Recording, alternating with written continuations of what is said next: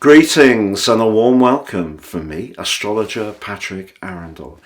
Today, in the latest of my Inside Track videos, I'm going to share with you a truly notable astrological event. This is a Mercury Cazimi. This is a traditional astrological term for when a planet applies to the Sun in an exact alignment, so they're exactly side by side. It's also said to have greater power, so the resonance and the glory and the magnification of the Sun applies to the planet involved. So Mercury, being about talk and thought, has an opportunity to amplify its message. So really, really lovely event. The last one happened on May the 1st. The next one happens on the 6th of September. Now, if you are new to my channel, thank you so much for joining us. This is very much a community. If you have any thoughts, please share them. I try to interact with each one, but I'd be honoured if you would subscribe. Please click or tap the bell notification symbol. If you're a returning visitor, it's lovely to have you with me once more. Now, I'm going to share with you just some of the maths. So 1st of July, 5:05 a.m. Universal Time at 9 degrees and 8 minutes. This is a superior conjunction, which means actually Mercury's on the other side of the Sun, but the phenomenon is called when a planet is in the heart of the Sun. And the Cazimi can be within 17 minutes of the exact arc to the Sun, but this one is absolutely precise at that time, so that the benefits of it will be just either side. And of course, within 10 degrees in modern astrology, we have a conjunction. Now, that's how most people work, I would sense, but for me, I tend to work with planets when they're much closer together, within 6 degrees. I think that gives a much greater degree of precision. Now, in terms of having a look at how the other planetary influences are feeding into this, because there are two that are truly notable. Before I share the chart, it's important for astrologers to create context. So when we're talking about an event and someone says, well, the Sun is in house 2, absolutely vital to share the wheel so that you know how the wheel is constructed. And one of the most important parts is the location. So my location, just for transparency, is Greenwich, because I feel that's something we can all collectively, universally relate to. And that puts, as you can see now, the Sun and Mercury in Cancer in house 12. So let's just explore that to begin with. The Sun in the sign of Cancer is very much about nurture, but it is cardinal. It's very powerful. Also about security, physical or emotional. Protectiveness, can be defensive, and generally Cancer is not so keen on confrontation. Now Mercury, of course, is a darting energy. It's very nimble for its rulership of Gemini, very flexing because of the mutability of that sign, and very much about communication, talk or thought.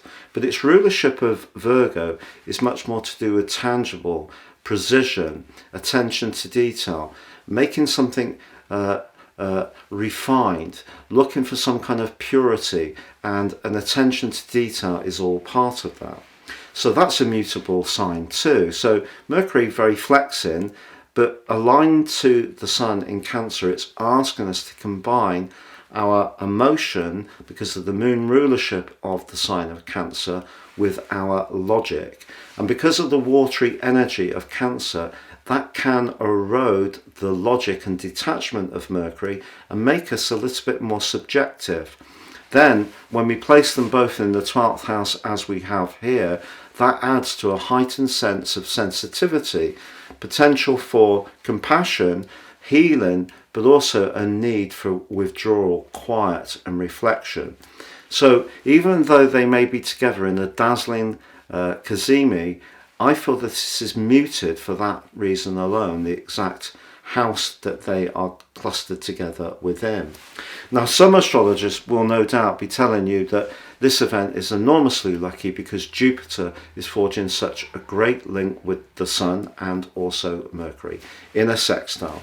And for sure, it is in the sign of everyday money, of self-worth and value, Taurus, and Jupiter is slowed down in the sign of Taurus, so it's not so quick to promise what it can't deliver on, and perhaps also will bring some of the philosophical benefits of its rulership of Pisces into play. But it's actually in the 11th house in Placidus, which means that anything to do with how we're connected, our network, but also our future hopes, is going to be strongly influenced by our emotion, the Sun and Mercury in Cancer, but also our senses. So if you're somebody who's very interested in the psychic phenomenon, or being in touch with the more spiritual side of life, this can definitely be enormously exciting. But the paradox is that Saturn, the planet of limitation, is actually in the sign of Pisces, which another echo of that 12th house energy where the Sun and Mercury are, but that is in the 9th house, very Sagittarius in terms of its rulership, Jupiter rulership of Sagittarius, to do with expansion. So that's ironic. But I feel that what Saturn does is it applies in a trine to the Sun and Mercury. It is very positive for 120 degree, but also it applies to Jupiter, and Jupiter in turn to Mercury and Saturn. So whereas Jupiter is about growth, expansion, optimism, Saturn's just applying a steady hand. You know, it's like an anchor, just holding us back so we keep our emotions grounded in some ways. And it's saying also in the 9th house, check out the information. Make sure that our higher knowledge is based on facts and figures, so we don't get swept away by this very great sea of emotion. Also, in terms of the Placidus chart, you will see that the co-ruler of the sign of Pisces, Neptune, is right at the top of this chart on the 10th house cusp. Therefore, guess what? The most influential influence in this collective at this moment. And because of the 12th house energy of the residency of Mercury and the Sun in Cancer, we can see that this event is as much Piscean as it is Cancer. So think about the Cancer archetypes of protection, nurture, security, but through the prism of tuning into our higher selves. Now, one of the best ways we can do that is to be kindly, thoughtful, and embrace any potential for healing. If you are having a spa weekend, your timing is immaculate. If you intend to go swimming in the sea today, also a lovely timing for you. But because Mercury needs to converse, don't be surprised if we need to open up and share how we feel. If you're attending a counselling session today, this can be a particularly positive day to share and move energies that may have been stored up in some kind of way. But it's also worth knowing that the moon, which rules the sign of Cancer, is afflicted by Saturn on this event. You can see the moon is in house 5, very affectionate, and in the sign of Sagittarius, very gregarious, but it's actually squared off by Saturn in the 9th house. So it's not all going to be easy peasy when it comes to being in touch with our more emotional needs. There is going to be some resistance in the mix as well. So for example, we may encounter somebody who's not very opened up, not very conscious, not very much in the moment, not very sensitive to how we are. But if you are someone who's got a very developed emotional being, I think therefore it's important to choose your company wisely today, because one of the downsides of this event is that anyone who's feeling particularly negative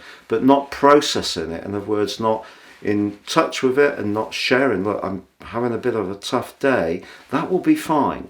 But if someone's actually projecting their energy in a different kind of way, very tense, hostile, defensive, niggly, irritable, moody, then try to steer a little bit clear unless it's someone that you're directly involved with, because their energy is likely to be absorbed by us all collectively very, very quickly. But if we can in any way heighten our understanding of what makes us tick, what's going on in the world, that's anything to do with our water courses, the seas, rivers, anything to do with pollution, anything to do with a lack of purity, certainly a day to converse about this, sign a petition, be an activist, anything which speaks truth to where there is a lack of sensitivity and compassion in what has become and is becoming, it seems, an increasingly harsh and brutal world at times. So if you are someone who really cares about people and cares about being a good or as positive human being as possible, this is certainly a great day to try to express it. Thank you so much for joining me. If you would like to have a one-to-one with me, please check out my testimonials beneath this video, or if you'd like to take advantage of my unique set of astrology reports, which are very affordable. I have an offer running, 30% off. Whether you know your time or not, please see the link below for more. But for now, take care. Please like, comment or subscribe.